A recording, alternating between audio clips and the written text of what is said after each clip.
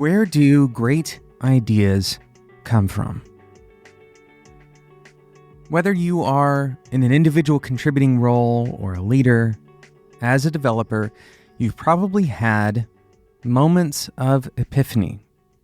Maybe it's a technical problem that you've been rolling over in your head for a while and you finally have some insight, or maybe it's a creative problem or a product problem, something that relies on human behavior and you couldn't see the patterns before, but suddenly, somewhere, somehow, the connection is made. It's no surprise that these moments are incredibly valuable, but they also seem elusive. In today's episode, we're going to talk about how you might be able to engineer these moments into your daily life and work. My name is Jonathan Cottrell, and you're listening to Developer Tea, and my goal on this show is to help driven developers like you find clarity, perspective, and purpose in your careers.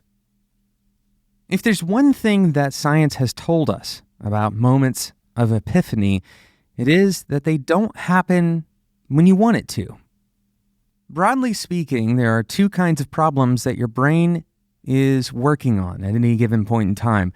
One is an analytical problem, something that requires a construction of a model in your mind, and you can analyze that model. You can think about things like math problems as analytical problems. The second kind of problem that your brain is actively working on at any given point in time is an insight problem. The difference between these is fairly simple. With an analytical problem, given enough time and space, you will be able to solve it in somewhat of a linear fashion. Assuming you have sufficient domain knowledge about that particular analysis, all it requires is actually doing the work.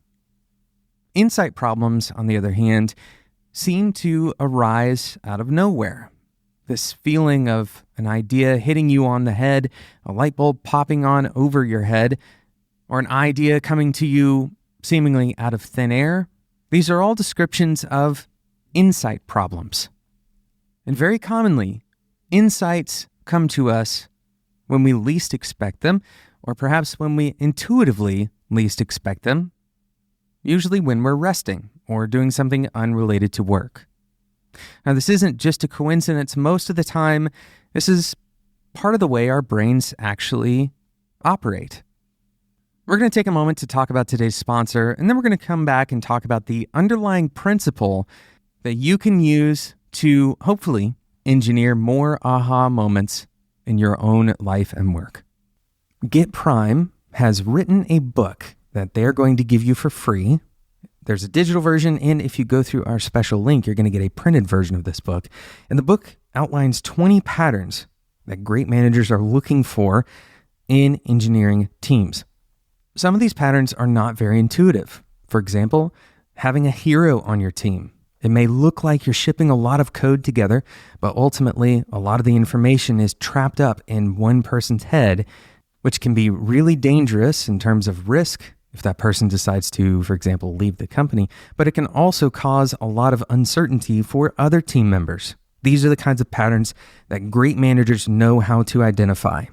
And if you read the book, you can start learning about these patterns as well. Go and check it out. getprime.com/20 patterns. That's getprime, GITprime.com/20 patterns. Thanks so much to Get Prime for sponsoring today's episode. So we're talking about engineering aha moments into your daily work. And perhaps a bit ironically, one of the ways that you cannot engineer aha moments into your daily work is to try to think really hard. This seems like an intuitive option on the table, that if you just spent more time thinking, if you just had a chance to really, go over your options, or if you could really dive into your business even deeper, that somehow that's going to give you the fruits of your labor. The truth is, most research suggests that aha moments come as a result of resting. Or perhaps a better word for this is actually recovery. Because an endless amount of rest is not the prescription for these aha moments. And laziness certainly isn't either. Instead, the way we want to think about this is in terms of modes of thinking.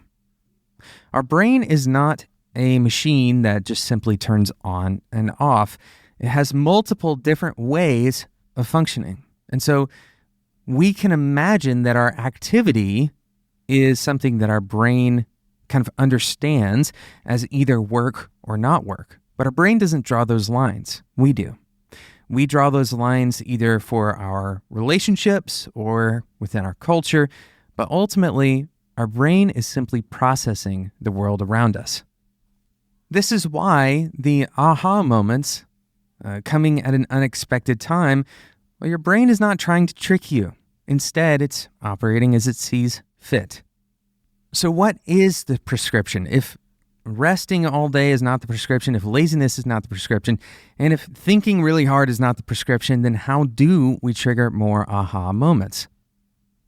Growth and learning for humans, especially as it relates to developing skills or developing a set of knowledge, is perhaps best served when using the concept of progressive overload.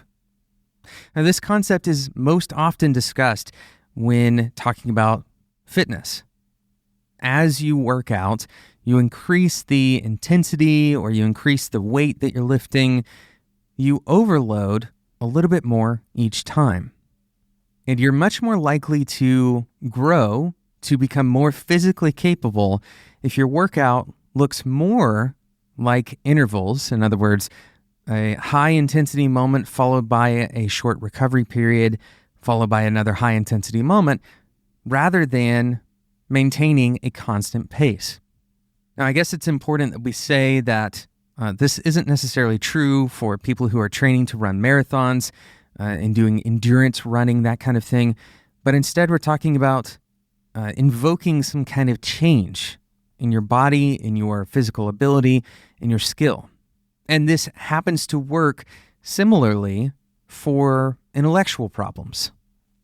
Immersing yourself into a difficult and taxing, kind of mentally stressful problem for a short period of time, and then taking a recovery period and returning to that problem later is a much more effective way of working than kind of going 60% for a solid day, right? So this is the concept of progressive overload as it applies to generating those aha moments. And the reason that those aha moments are generated is because your mind is engaging deeply with that content in a direct way. But once you are in that recovery period, your mind isn't disengaged from that content. Your mind is not disengaged from the problem. Instead, it's processing it in a fundamentally different way. At a physical level, your brain is working differently than when you are actively engaging that problem. We aren't going to get into the neuroscience behind this. There's plenty of studies that are easily Googleable. But at a fundamental level, your brain is going through a different kind of process. More specifically, the information that you've kind of presented to your brain is sorting through it. This happens, for example, when you sleep. So in order to engineer more aha moments, I'm going to recommend two things. One, take on more difficult problems. Immerse yourself in overload. Give yourself real challenges that you're likely to fail at. This is the only way to kind of force adaptation for your brain. The second recommendation is to not spend all day just trying to push through that problem, but instead take regular breaks. Work really hard. Exert 100% effort with 100% mindfulness on the problems that you're actually working on at the moment. And then when you're resting, totally rest. Disengage. Put the phone down, put the computer down, watch TV, go on a walk around the block. Exercise is an excellent way to disengage, and so is absolute rest, sleep, or even just hanging out with your friends or your family. Disengage from the work on a regular basis, and do this in cycles throughout your day.